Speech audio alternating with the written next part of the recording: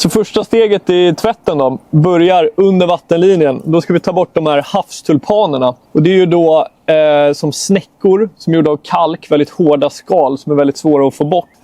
Och innan de blir de här skalen, då är det som larver som åker runt i vattnet. I Östersjön så sätter de sig på båtbottnar och andra hårda ytor i slutet av juli, början av augusti.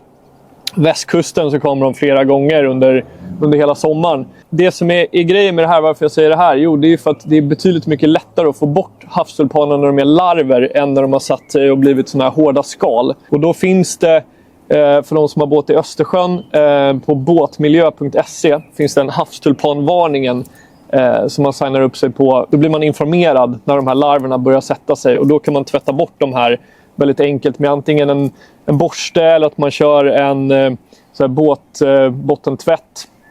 Eller till och med ta upp båten eller kör in båten i Mälaren då. Så försvinner de här larverna. Men har man inte gjort det, då sätter de sig och så har de blivit de här hårda snäckorna. Då är det lättast att ta bort dem på hösten när de här fortfarande är ganska mjuka. Precis när båten har kommit upp så kan man skjuta bort dem med högtryckstvätt. Så med det här fallet med den här båten så har ju de suttit här utan att någon har tagit bort dem. Så de här har blivit hårda och svåra att få bort. Nu ska vi visa hur vi tar bort dem.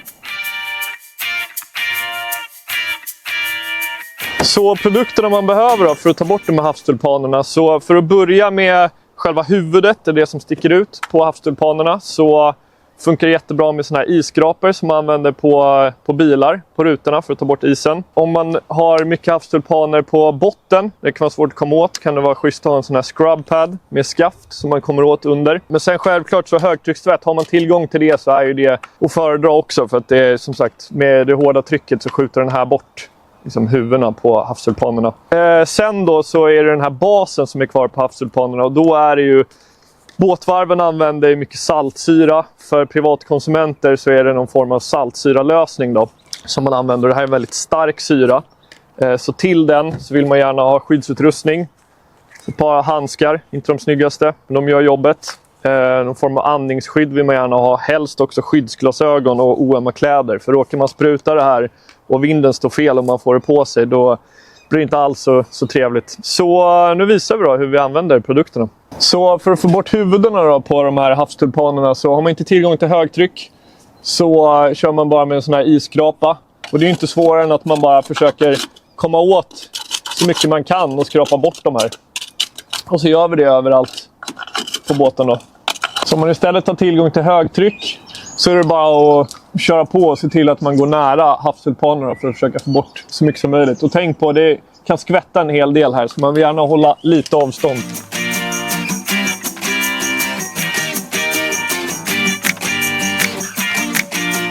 Så nu när vi har tagit bort huvudena då, så går vi över till den här saltsyran eller saltsyralösningen.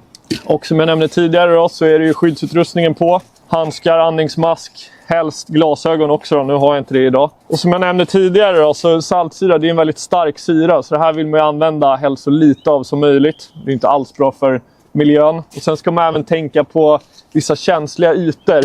Som till exempel anoder, de fräts upp fort. Aluminium och en del andra känsliga ytor. Så att man ska se till att vara ganska försiktig med vad man sprayar här. Och speciellt också nu så, våran båt står på en trailer också, där det är galvat stål. Det tar ju skada av saltsyran också och får fula fläckar. Så behöver man köra mycket av den här saltsyran på båten när den är på ett släp, så se till att täcka släpet då. Som sagt, och just det också, det är ju föredra att kunna spraya det här på en torr yta när havstulpanerna är torra, för det kommer verka bättre. Men som sagt, nu är det hyfsat torrt här, så då är det bara att dra igång och spruta.